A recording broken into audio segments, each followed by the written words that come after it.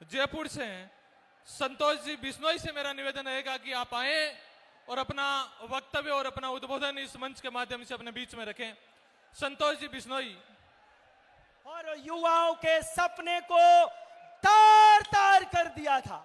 आपको याद होगा 2023 में जब विधानसभा के चुनाव हुए तो भारतीय जनता पार्टी के जिम्मेदार लोगों ने युवाओं के साथ बड़े बड़े झूठे दावे किए कि हम सत्ता में आते ही सबसे पहले 17 पेपर जो आउट हो गए उनकी जांच करेंगे, सीबीआई से जांच करा के पेपर को रद्द करके दोबारा से आयोजित करेंगे। पिछले 1.5 साल से कमेटी खेल करके युवाओं को कह सकता हूं गुमराह करने का काम किया है। अब अंतिम लड़ाई लड़ने के लिए राजस्थान का एकमात्र लड़ाका जिसके नेतृत्व में हजारों लाखों की संख्या में राजस्थान के कोने कोने से लोग आ रहे हैं।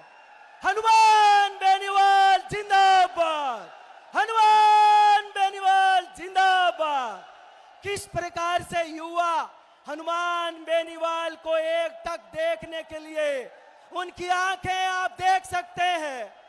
ये बस एक ही बात रटे लगाए बैठे हैं कि हनुमान जी आने वाले हैं। ये राजस्थान का युवा जाग चुका है, अब जुमले को सहन नहीं करेगा। एक बार की बात थी जब इंदिरा गांधी की सरकार में हम जानते हैं कि जेपी नारायण ने एक बात कही थी, सिंहासन खाली करो कि जनता आती है, सिंहासन खाली करो कि जनता आती है। ये जनता आपके झूठे जुमलों के और अत्याचार के खिलाफ ये रेला है। हम राजस्थान के युवा हैं। एक अंतिम बात से मेरी बात को समाप्त करूंगा। राजस्थान का एकमात्र व्यक्ति, राजस्थान का एक ही व्यक्ति जो लड़ाई लड़ता है, यूं कह सकता हूं कि एक अंधेरी कोठरी में केवल एक झरोका हनुमान बेनीवाल है। एक अंधेरी कोठरी में झरोका है हनुमान। दोस्तों, जहां न्याय खड़ा पछताता हो, कानून सत्य को खाता हो। जहां न्याय खड़ा पछताता हो, कानून सत्य को खाता हो।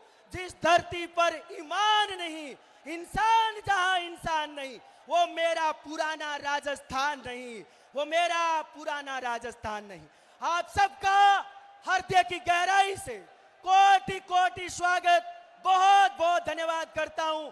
आप हनुमान के पक्के सार्थक हो, हनुमान के पक्के सहयोगी हो, हनुमान के पक्के लड़ाके हो। इन्हीं शब्दों के साथ इनकलाब, इनकलाब, हनुमान बेनीवाल, हनुमान बेनीवाल। ऐसा ही भर्ती, ऐसा ही भर्ती। RPSC, RPSC. जय हिंद, जय भारत, राम राम सा। बहुत बहुत धन्यवाद। भाई थान सिंह जी डोली।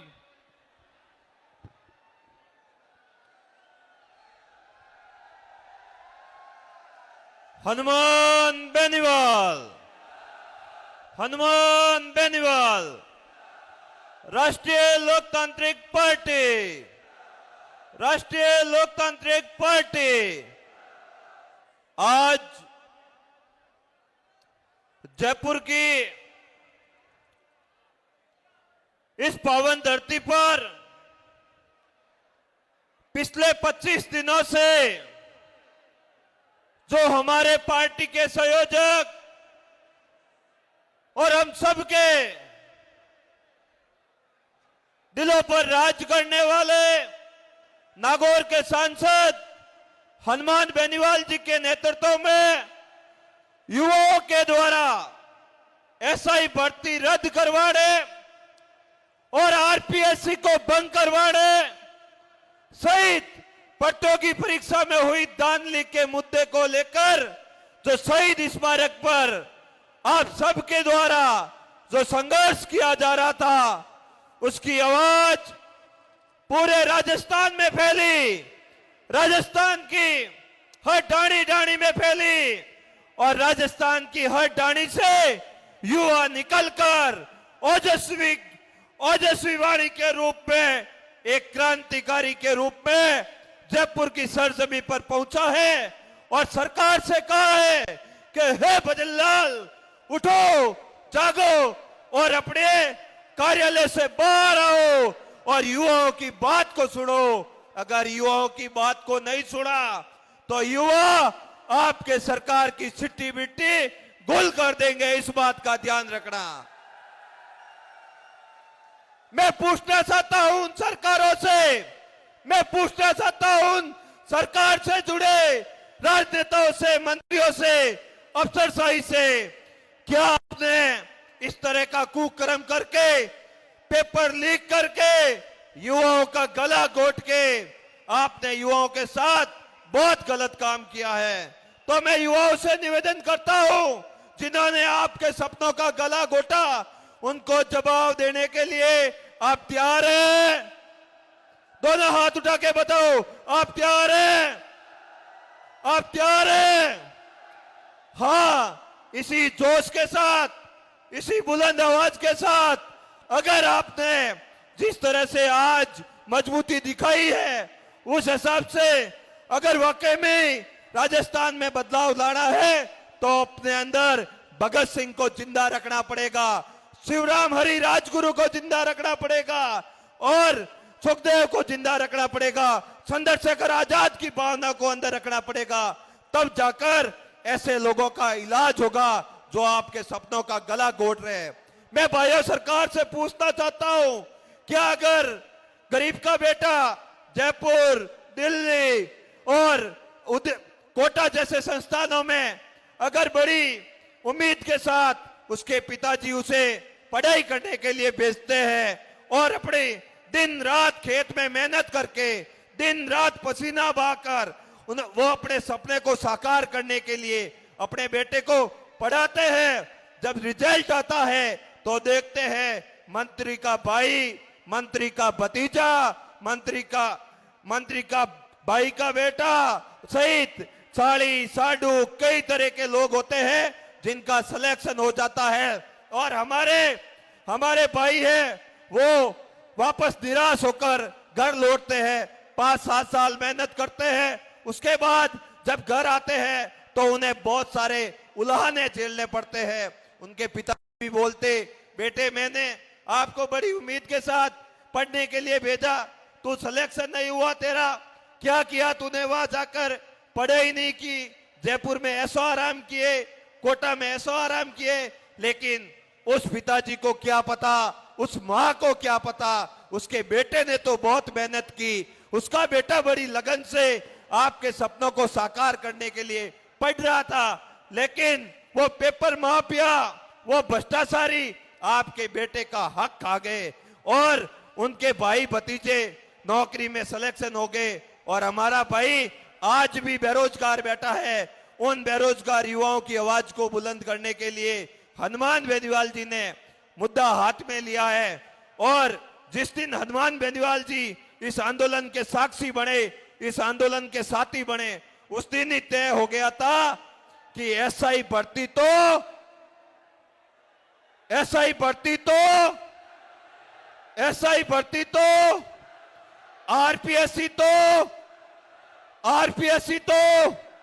आरपीएससी भी बंद होगी, एसआई भर्ती भी रद्द होगी और जो पेपर माफिया है वो भी जेल की सलाखों के पीछे होंगे और हमारी जो क्रांति की लड़ाई है, हमने जो सपना देखा है वो सपना भी साकार होगा और राजस्थान में कोई भी पेपर माफिया, कोई भी नकल गिरोह अगर इस तरह की हिमाकत करेगा तो वो 100 बार विचार करेगा कहीं हनुमान बेनीवाल नहीं आ जाए अगर पेपर लीक किया तो। यही डर स्थापित करना चाहते हैं, यही नए राजस्थान का निर्माण करने के लिए आरएलपी का गठन हुआ। हाँ भाइयों, हमने राजस्थान में सत्ता तो नहीं पाई, हमारे विधायक कम बने, ज्यादा बने, नहीं बने, लेकिन ये विश्वास जरूर पाया है कि हनुमान बेनीवाल अगर आंदोलन पे बैठ गया तो समझ लो वो बात सरकार को माननी पड़ेगी। ये खड़ा होकर किसी भी दलित मजदूर पीड़ित की आवाज और हक की बात नहीं कर सकता। ये अधिकार हमें हनुमान बेनीवाल ने दिए हैं, राष्ट्रीय लोकतांत्रिक पार्टी ने दिए हैं। भाइयों, इस लड़के को कमजोर मत होने देना। अगर हनुमान बेनीवाल कमजोर हो गया, कोई नहीं आएगा आपकी आवाज उठाने के लिए, कोई हिम्मत नहीं करेगा, कोई मेहनत नहीं करेगा। नेताओं को पता है कि सत्ताएं तो ऐसे ही मिलती है, फिर हम मेहनत क्यों करें, सड़क पे क्यों झगड़े। हनुमान बेनीवाल सड़कों पे झगड़ा, मेहनत की, उनको क्या मिला। तो मैं आपसे निवेदन करता हूं कि इस लड़ाई में सभी मजबूती से डटे रहना। जगह जगह से देख रहे हैं डीजे के साथ, गाजे बाजे के साथ, गानों के साथ युवा अपनी आवाज को बुलंद करने के लिए पधार रहे हैं। तो हमें भी जब तक हनुमान बेनीवाल जी का आगामी आदेश ना आए तो मजबूती से यहाँ डटे रहना है। पुनः आपका बहुत बहुत धन्यवाद, बहुत बहुत आभार। और मैं एक बात आपको कहना चाहता हूं, जिस समिति का सह-अध्यक्ष हमारे मंत्री जोगाराम पटेल है, उनकी पोती परसों ही जोधपुर के एमबीएम इंजीनियर सकाए में नकल करते हुए पकड़ी गई।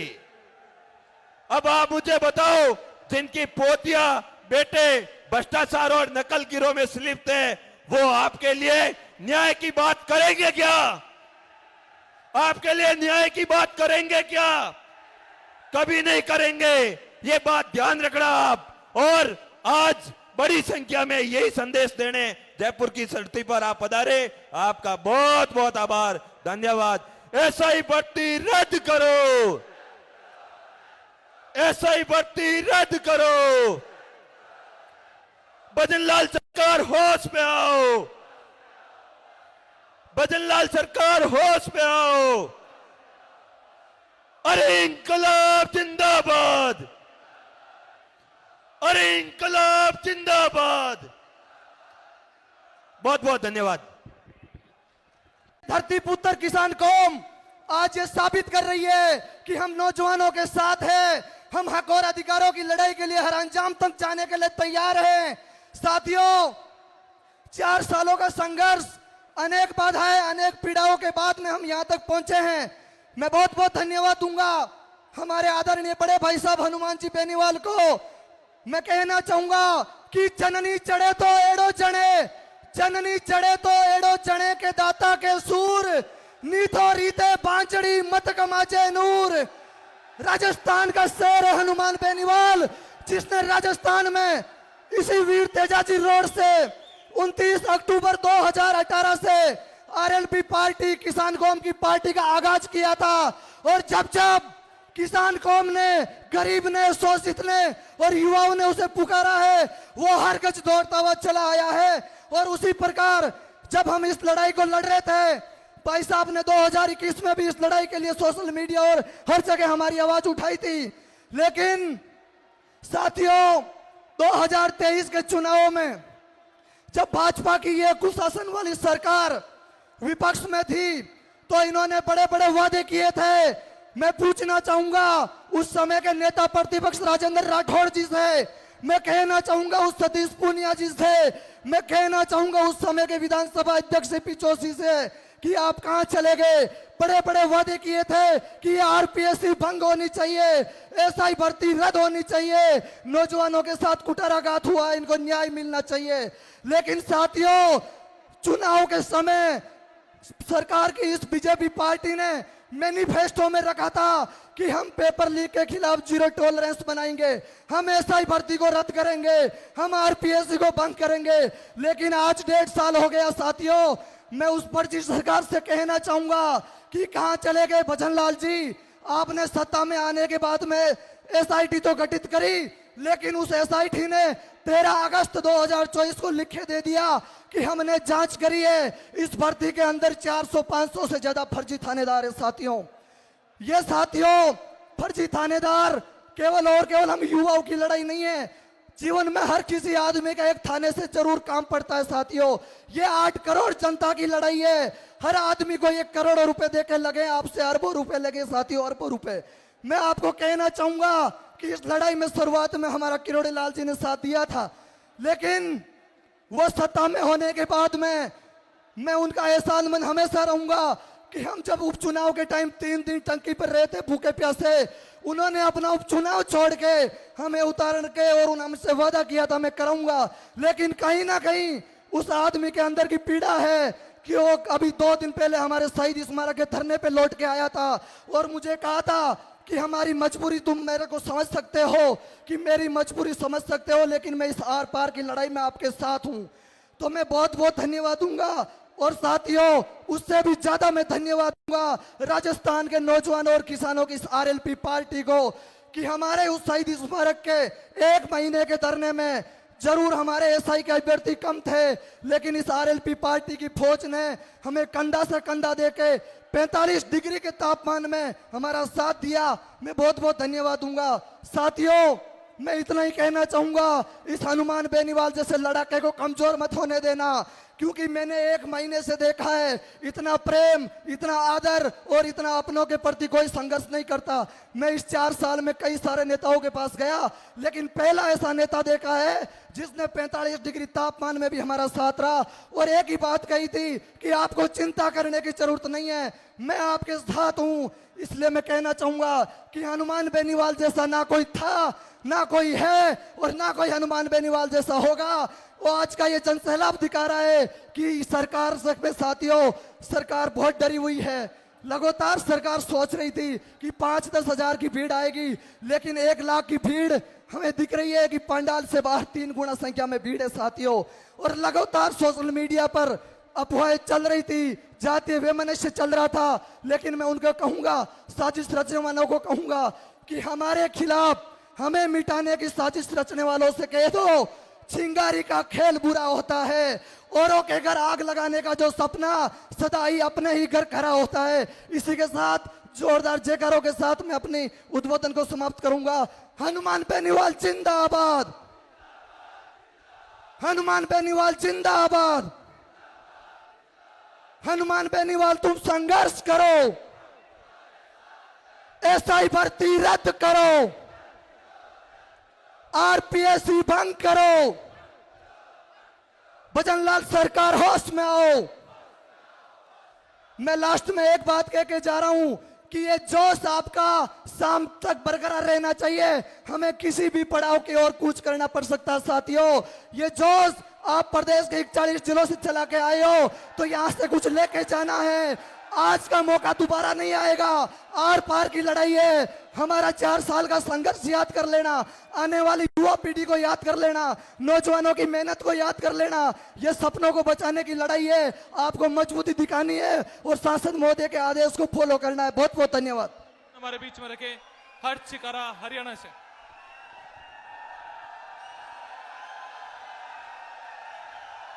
सबसे पहले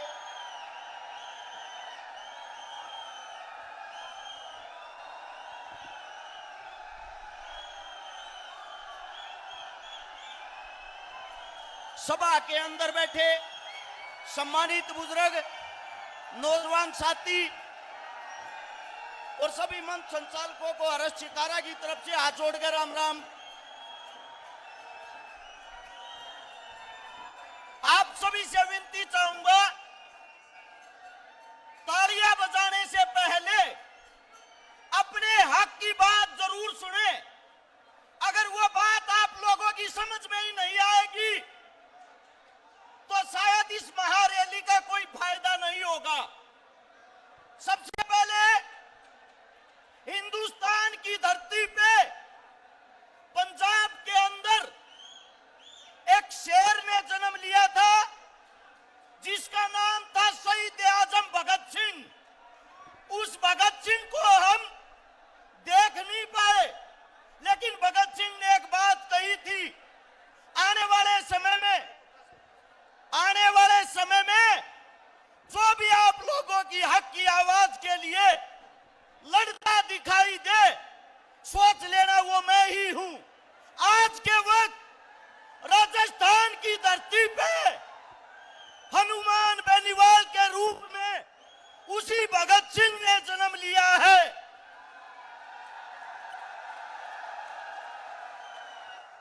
आप लोगों से इतना ही कहूंगा, लोगों के टाइम पे वो हमने खो दिया था। इस भगत सिंह को खो मत देना। दोबारा से किसी की मां ऐसा लाल पैदा नहीं करेगी।